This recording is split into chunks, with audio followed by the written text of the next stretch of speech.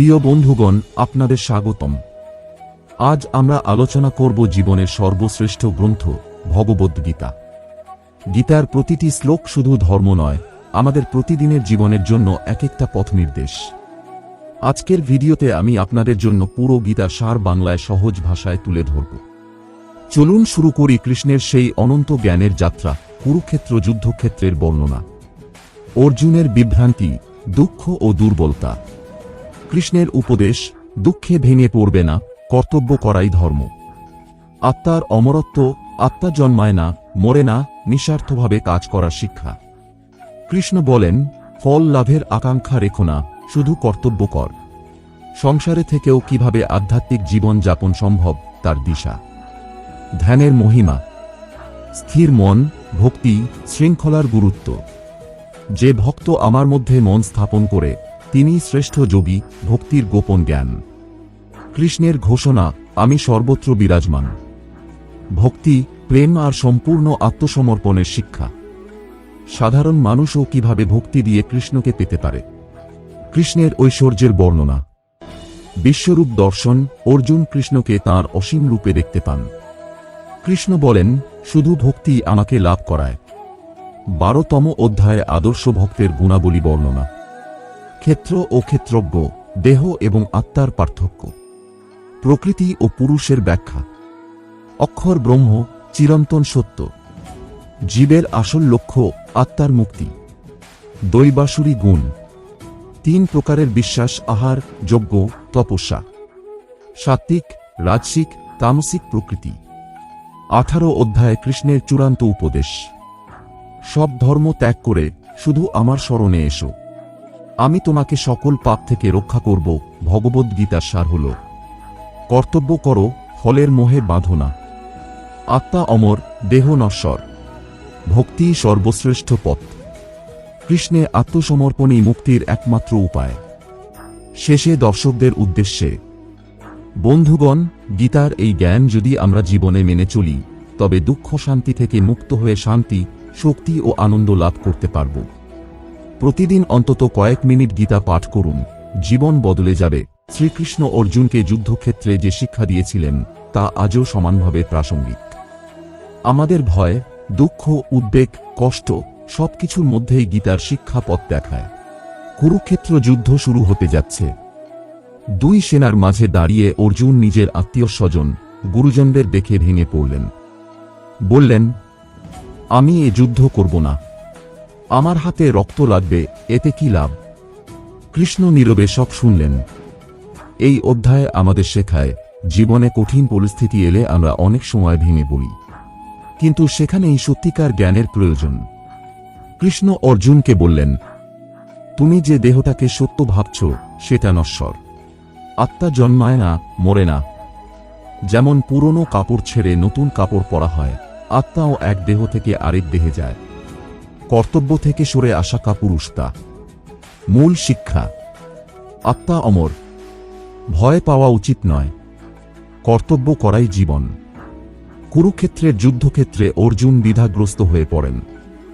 আত্মীয় স্বজন ও গুরুকে হত্যা করার ভাবনায় মন দুর্বল হয়। মূল শিক্ষা, জীবনে সংকটে পড়লে মন ভেঙে যায়, কিন্তু সেখানেই সত্য জ্ঞানের প্রয়োজন। কৃষ্ণ অর্জুনকে শেখালেন, আত্মা অমর, জন্মমৃত্যুর ঊর্ধ্বে। দেহ নশ্বর, আত্মা শাশ্বত। মূল শিক্ষা, আত্মা জন্মায় না, মরে না। কর্তব্য পালন করাই ধর্ম। ভয় নয়, দৃঢ়তা প্রয়োজন। কাজ করো, কিন্তু ফলের আসক্তি রেখো না।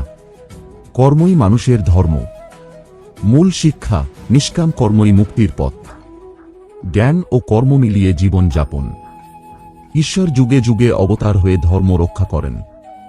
মূল শিক্ষা, সত্য জ্ঞান মানুষকে মুক্ত করে। সন্ন্যাস মানে দায়িত্ব ফেলে পালানো নয়, কাজ করেও নিষ্পৃহ থাকা আসল সন্ন্যাস। মূল শিক্ষা, আসক্তিহীন কর্মই প্রকৃত যোগ। মনকে সংযত করে ধ্যানে স্থির হও। যোগী সর্বশ্রেষ্ঠ, কারণ সে ঈশ্বরের সঙ্গে মিলিত হয়। মূল শিক্ষা, ধ্যানই আত্মশক্তি ও মুক্তির উপায়।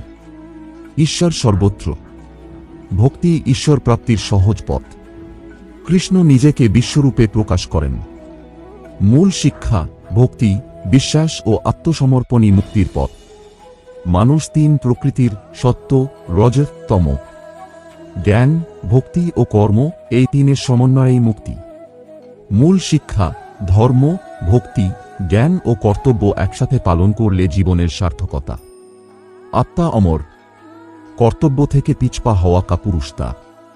ভক্তি ও জ্ঞান মিলে কর্ম করাই জীবন। ভয় নয়, দৃঢ়তা, নিষ্কাম কর্ম ও ঈশ্বর ভক্তি মুক্তি দেয়। মাঝে দাঁড়িয়ে অর্জুন নিজের আত্মীয় স্বজন, গুরুজনদের দেখে ভেঙে পড়লেন। বললেন, আমি এ যুদ্ধ করব না। আমার হাতে রক্ত লাগবে, এতে কি লাভ?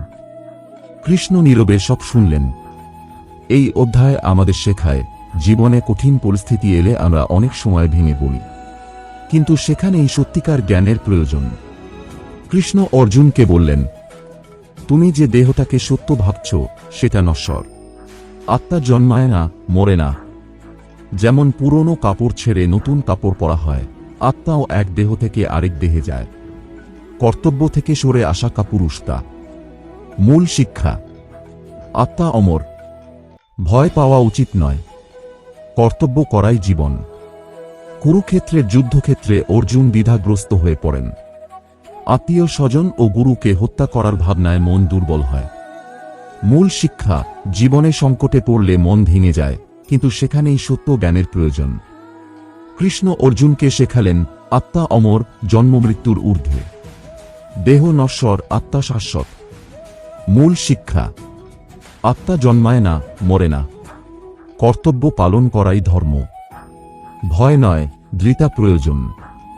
কাজ করো, কিন্তু ফলের আসক্তি রেখো না। কর্মই মানুষের ধর্ম। মূল শিক্ষা: নিষ্কাম কর্মই মুক্তির পথ।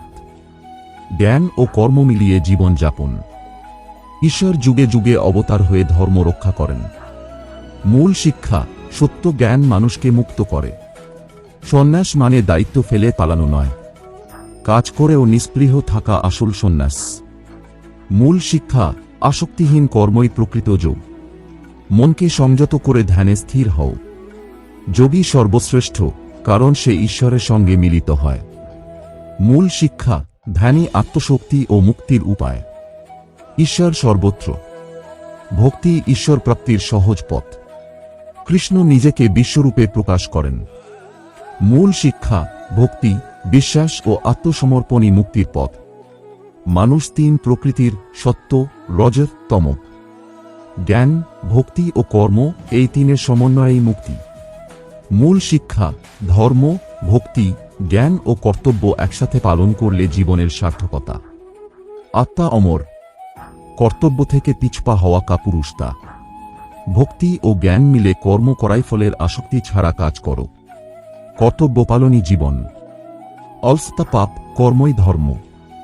কৃষ্ণ বললেন, আমি যুগে যুগে জন্মাই, ধর্ম প্রতিষ্ঠা করতে, দুষ্টের নাশ করতে।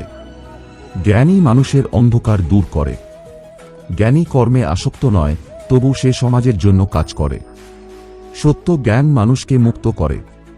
ঈশ্বর সবসময় ধর্মরক্ষায় অবতীর্ণ হন।